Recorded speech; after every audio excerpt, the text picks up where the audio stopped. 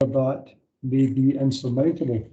I'm just flying a kite here, but I do seem to remember that some communities did not have a community-led action plan. Thanks, Chair. Thanks very much, Jim. You know, it's a thing I've often raised. There's quite a lot of them in the suburbs of Kilmarnock, but there's quite a few right across East there, so I know that we're giving it attention. Kevin. Thanks very much, Chair. Thanks, Councillor Roberts, and to yourself, Chair. You're absolutely correct. There are only 20-odd community-led action plans in existence at present, and some of them are evolving. We work with our communities to take this at the pace that our communities wish. We don't do or implement or enforce these action plans on our local communities. There are where communities wish to take them forward, we give the support to enable them to realise that. We do promote regularly through our engagement with community councils, which tends to be the door we open to lead into it. But if there are any other local groups that are really keen to develop a community-led action plan, we are more than happy to work with them. We continuously promote the uptake of those, and we do have new community-led action plans in communities taking forward their action plan each year. We try to develop that on an ongoing basis, and similarly, we try to pick up other aspects of work through the placemaking work and the other engagement work that we do within communities. But we would absolutely welcome any community who doesn't have an action plan to come forward, and the support will absolutely be there to support them to develop that. We will continue to promote this opportunity to our communities. I think Kilmarnock has a challenge all of its own. I'm just counting up there on my fingers, and I think there's 11 community councils in the Kilmarnock area, and those need to tie in with what we're doing in the town centre. And I think that's, we need to look at, Katie and I have discussed this in the past. This is something we really need to get a grips with.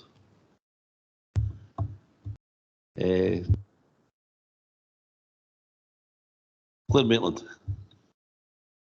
Thanks, Chair.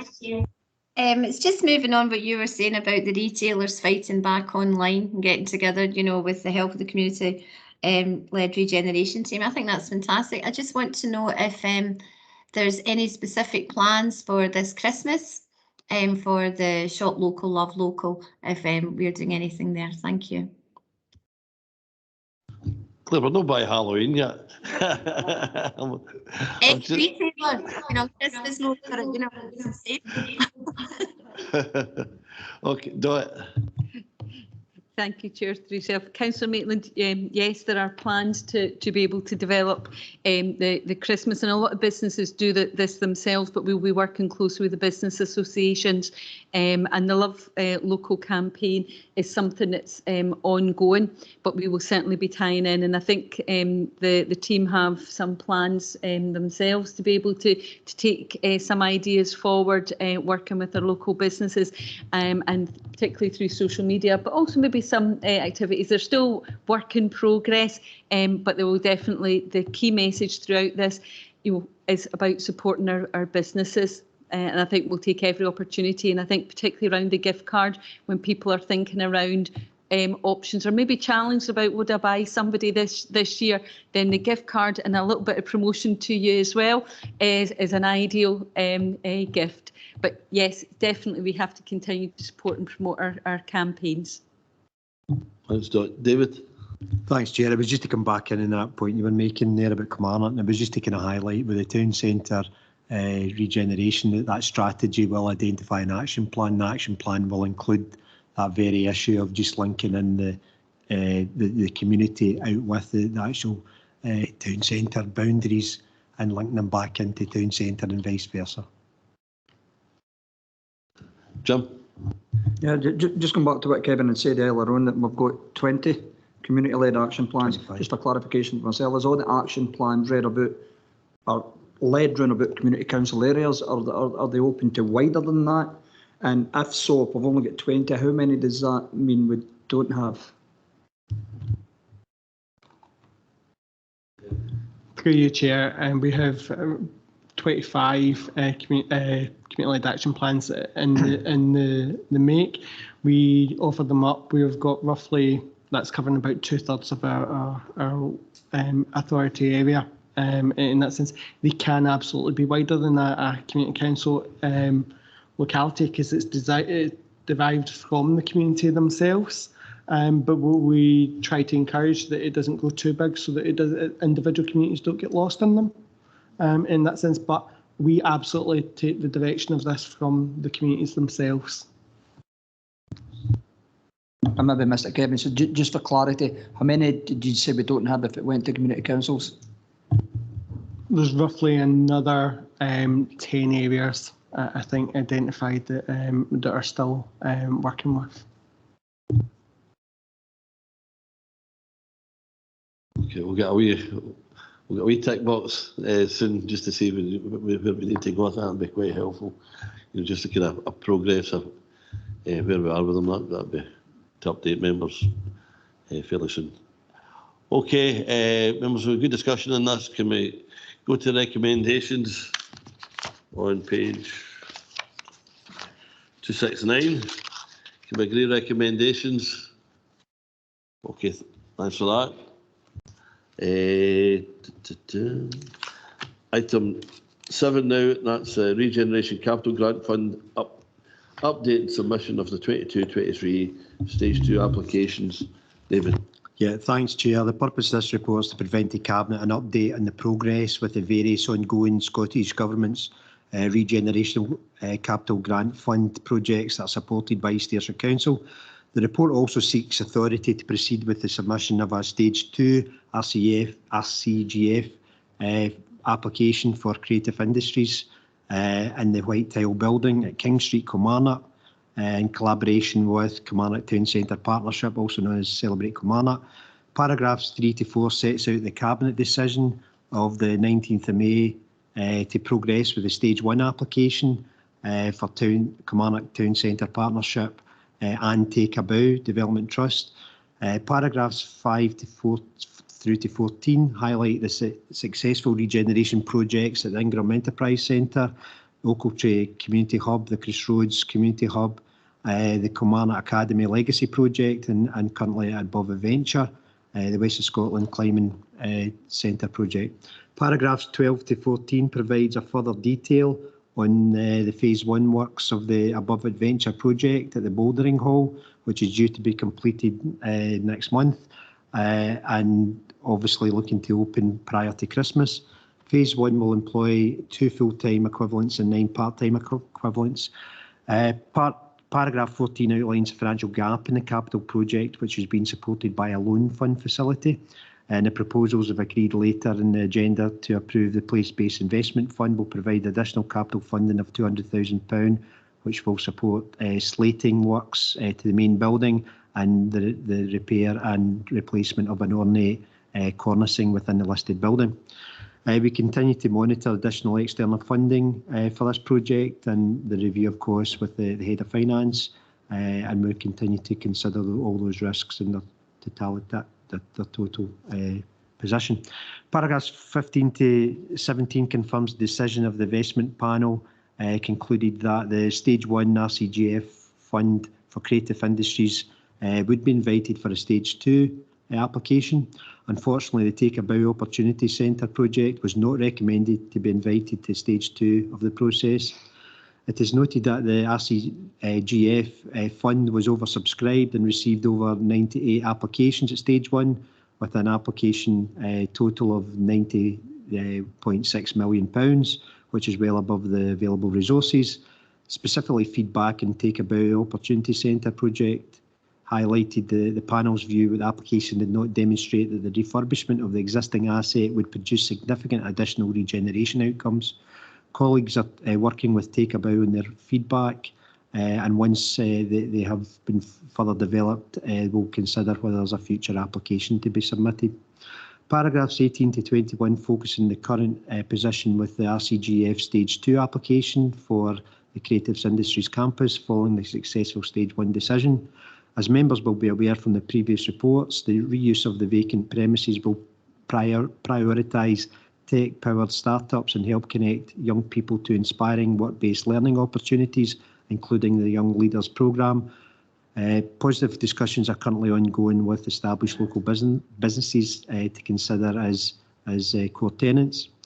Since Cabinet considered the last report, the project steering group has been working with consultants to complete a feasibility study for the outlined business case. This has now been completed and an application was submitted by the deadline on 22nd of October with a further update to RCGF following today's Cabinet decision. As you are aware, the building is currently in council ownership with a Stage 1 community asset transfer application approved, and they're now working on the progression of the Stage 2 deal CAT application, and obviously that the future report will be brought to Cabinet for consideration in that.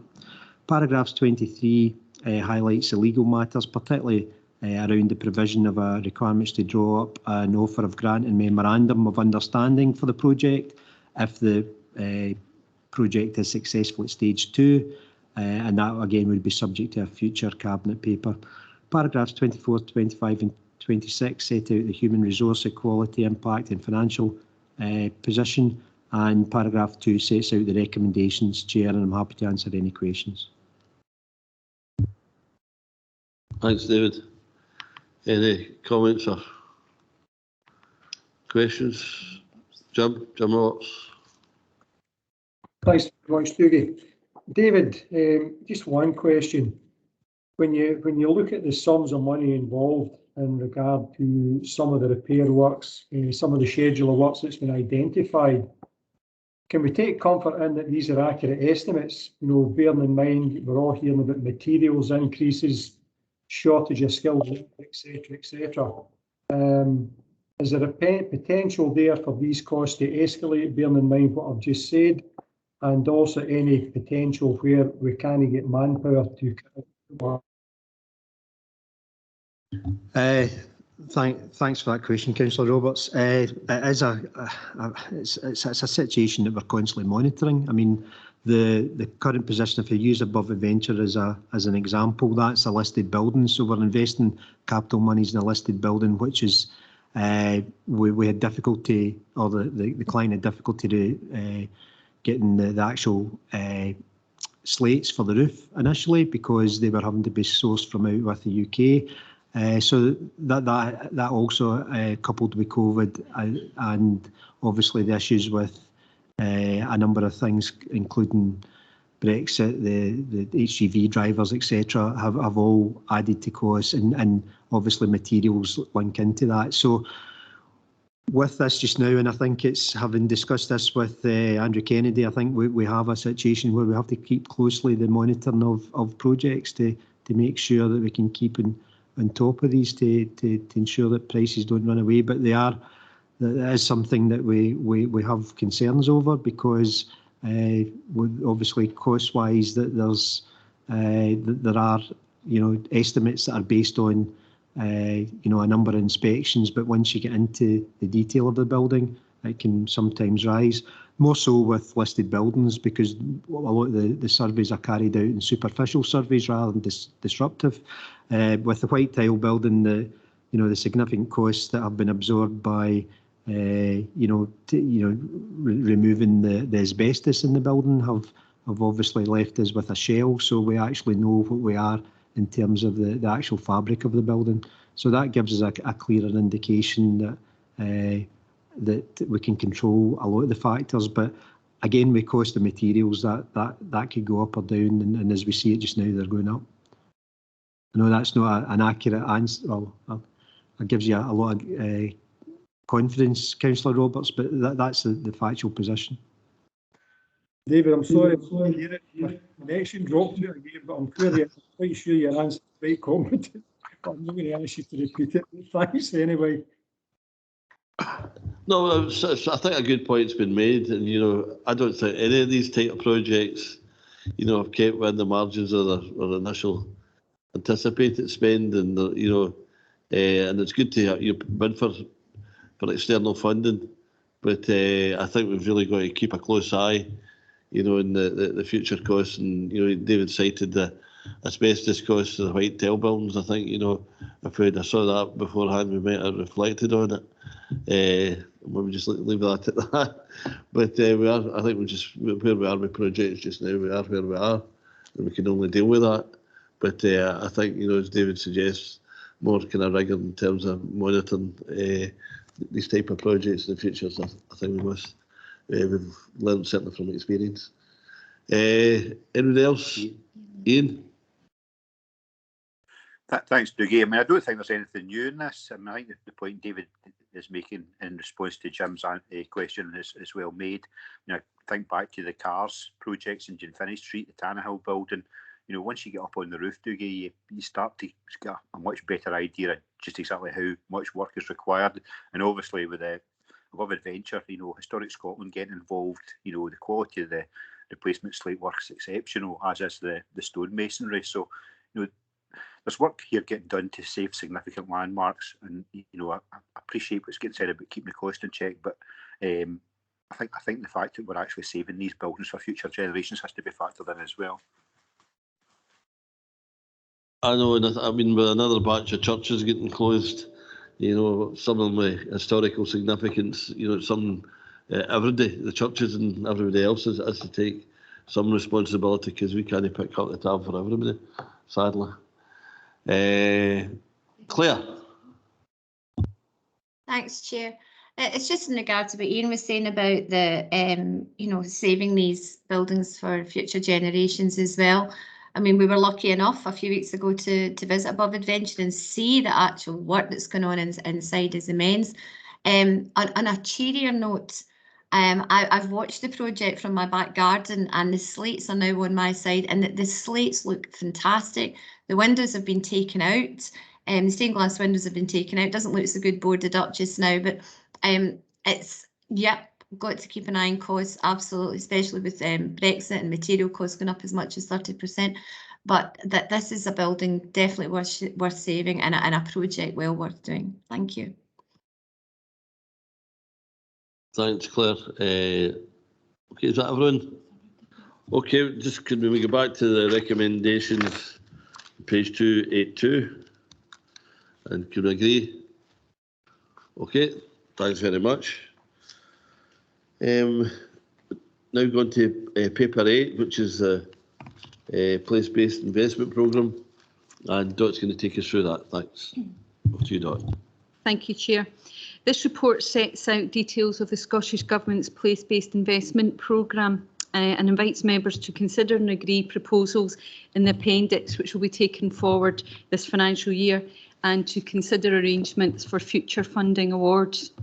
Paragraphs 3 to 18 of the report sets out the background of the funding, and I would specifically like to highlight paragraph 4, as this sets out the main objectives of the place-based investment programme, which are wide-ranging. It covers place-based initiatives in line with the place principle. It's a focus on our town centre revitalisation, community-led regeneration, 20-minute neighbourhoods and community wealth building, as well as net zero, well-being, tackling inequality and disadvantage, community involvement and ownership. So wide-ranging, but all are to be shaped by the needs and aspirations of our communities. Paragraph 7 sets out the funding award for this financial year, which is just over 1.3 million. And it also outlines what we estimate the levels to be for the following 4 years, but this will become confirmed on an annual basis each year by the Scottish Government. The funding award can only be used for capital expenditure, and this year's allocation must be used in this financial year. The Scottish Government have confirmed that if work hasn't been carried out, then contracts must be signed or work started by the 31st of March 2022. No date has been given for when the works need to be complete, and it will be for the local authority to decide when this is appropriate in terms of timescale, which is back to our monitoring arrangements of funded projects. Chair, paragraphs 12 to 17 set out the approach taken this year to identify the project proposals that are outlined in Appendix 1. Our communities across East Ayrshire are actively involved in community-led regeneration, and they work with officers, closely with officers in a wide range of services. Building on this relationship, officers' knowledge of local communities and the need to identify projects that can be delivered in this financial year, this report recommends a number of community projects that fall into one of 2 categories as set out in paragraph 13. That is supporting existing projects that require some additional funding in order to achieve their intended outcomes, or who have been adversely affected by COVID and Brexit. Projects reflected in local community action plans, place plans, or through community-led regeneration work, and projects arising from consultations with local communities, community organisations and local businesses. As previously stated, the project proposals for this financial year are laid out in Appendix 1 on pages 297 to 300, all of which can be commenced in line with the Scottish Government's timetable. It's important to note that project costs are based on estimates, and officers will work with each of the organisations to finalise project proposals, refine and confirm capital expenditure during this period, and where appropriate ensure that statutory consents and governance are in place prior to the authorisation of the grant.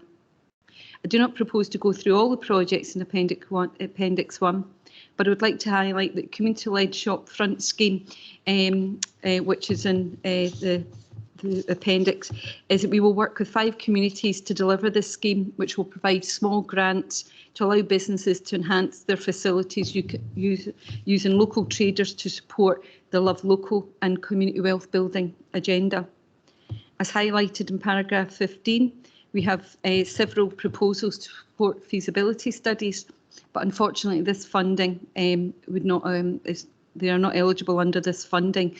Therefore, it's proposed that we will consider those for the Town and Village Improvement Fund, which will be reported on separately. Paragraph 16 sets out proposals for how the place-based investment programme funding awards could be administered as we go forward in years 2 to 5. It's proposed that an application process is established and will consider bids in line with the criteria set out in paragraph 4 of this report, and this will be in place from January 2022. The outcome of the bids will be presented to Cabinet for consideration and approval, following confirmation of the Scottish Government's funding award for each year. As set out in paragraph 17 to 18, the Head of Economic Growth is the Council lead for the funding, but was supported by a community-led regeneration team to take these projects forward. The legal and financial implications are set out in paragraphs 22 to 24. We will be required to submit regular progress reports to the Scottish Government. It's proposed that the Deputy Chief Executive, in consultation with the Chief Financial Officer, have delegated authority to ensure full spend against the funding and report thereafter to Cabinet on any amendments. There are no quality issues arising from the report. Paragraph 16, in terms of risks, it highlights that if we have any delays in delivering any of the projects, there may be issues with the funding that may be returned to the Scottish Government.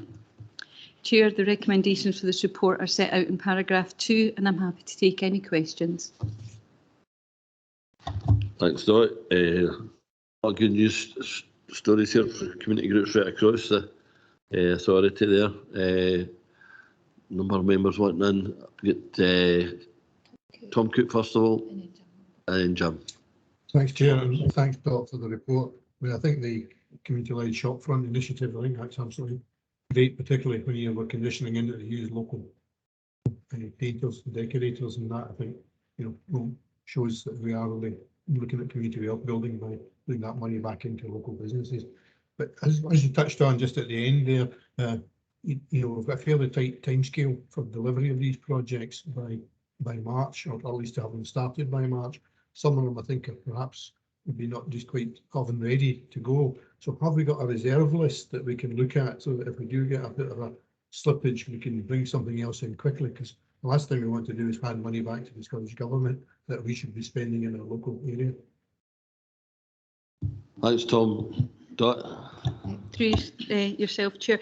Absolutely, Councillor Cook, you're right. We are not seeking to return any money to the Scottish Government that can benefit the local communities. And there are other projects, particularly if we continue to engage with our communities, that can be identified that these funds will benefit. And if there are any changes, then the groups who we may have to change from the list in Appendix 1, they will have the opportunity to come back in again through the application process if that's approved. I mean, one of the things I was thinking. Thanks, Tom. One of the things I was thinking about, I know the community-led shopfront scheme is bound to be oversubscribed, so if there's any extra money there, I'm quite sure that's a way to certainly prevent any money going back to the government. No. Okay, Jim Roberts. Thanks very much, Chair. Tom picked up on one of my questions, so that's answered. I don't know if anybody's watched the programme Who Owns Scotland's Land. Part it was on last night. Very interesting programme, but it gave some good examples about community right to buy in terms of buying land and then developing it for the community. Now, I notice there's one or two examples in here, Haniston Community Good and Rongan. It's an interesting report, though, and it just shows the value of the work that's going on. But in regard to encouraging communities and helping communities in terms of the right to buy, where they can develop it, for their own interests, and the regeneration of the community, how much work are they doing that particular line?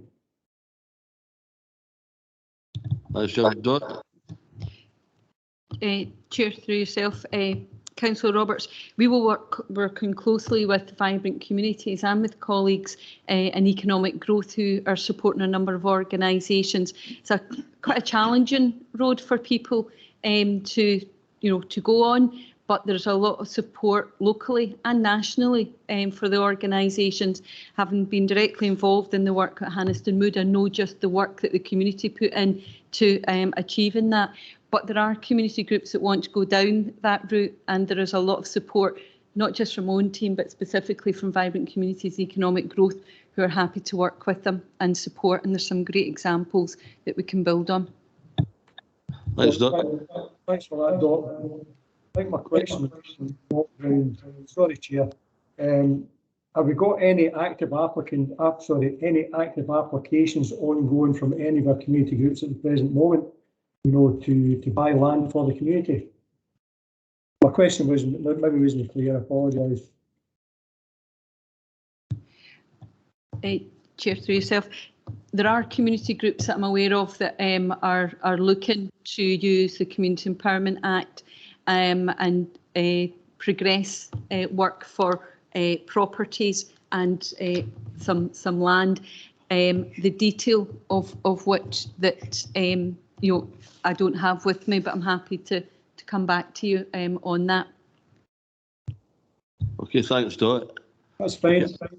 Okay, Jim, I thought you were plugging TV programmes there. You were going to plug on Cumnock's on the telly tonight. Jim, you want to tell the details? Because I think I should just be the plug so the rest of the guys can it. So My Kind of Town is on BBC Scotland tonight. I think we have an email run about that, and that's transformation run about. Where we were with coal to green energy and many other things within what this. And it's the reporter Ian Hamilton.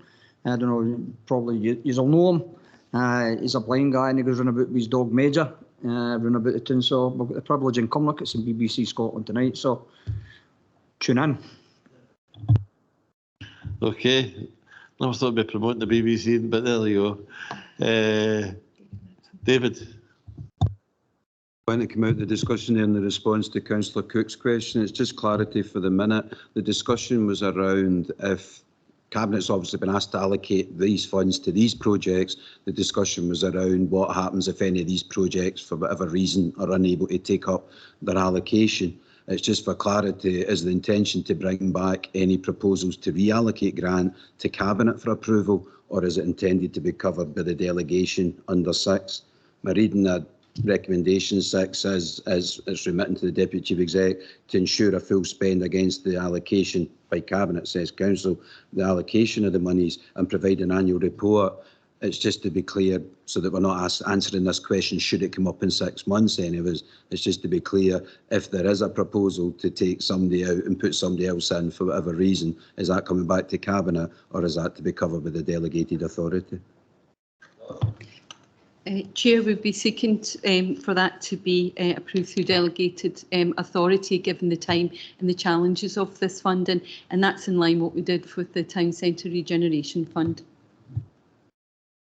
Thanks, Dot. Neil. Thanks, Chair. It was in line with what David just mentioned. I was wondering how these were allocated, did other communities get notification of the grant availability? I know there's a big time issue, but they were all delegated and the council decided on behalf of the groups. Is that right? Through yourself, Chair. Yes, as outlined in the report, this was then based on officers' recommendations, based on the work that they're doing with communities and their local intelligence of the projects that were about, because of the time, and to ensure that we got full spend on this project. And we'll work with the community groups as we go forward with the application process. Okay, thanks, Dot. Okay. Neil, you want back in? No, I'll not bother commenting. I'm even allowing for the time. I know there's an issue there, but I think there should be some opportunity for communities to put something forward very quickly to see if it took priority or if it was delegated. But anyway, I'll just accept what it is. Thanks, Chair. Thanks, Neil. Jim? Though you can maybe clarify, and I think it'd be important to highlight the note that the application process, so hopefully that forms in January, and come March, so hopefully we'll be sitting with new applicants in place ready to launch that if we get that grant for the Scottish Government confirmed, hopefully in about April, May, after the end of the start of the new financial year.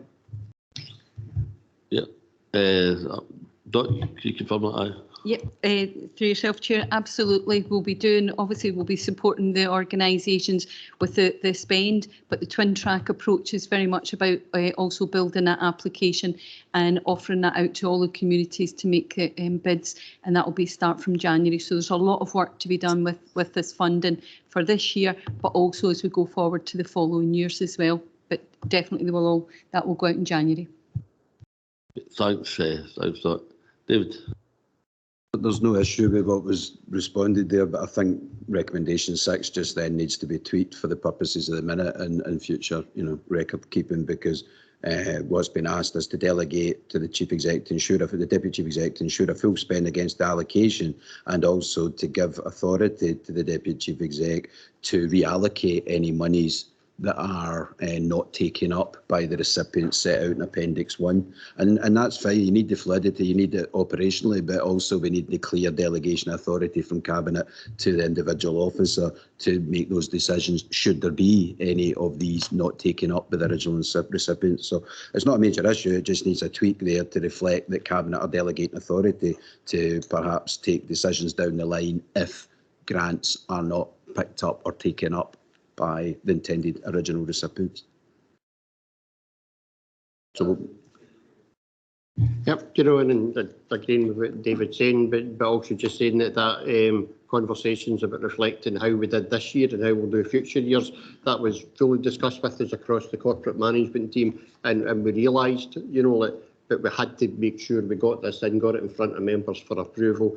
But also, if there hadn't been the next 3 years worth of funding, I think we would likely have thought of a different, thoughts around this. It's given that people will have opportunities, including, public sector are out to bid against this going forward in the next 3 years. So it's a set of circumstances where we had to do something just now, but there's a further 3 years worth of funding that will give that equality of opportunity to others. I think that's appreciated, and thanks for that. Okay. Back to the recommendations on page 291.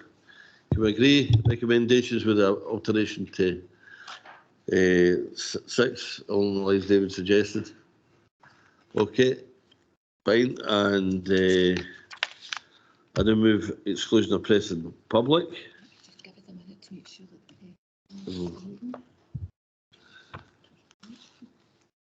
And in terms of order, we're going to take the waste management contract first and the item involuntary retirement second.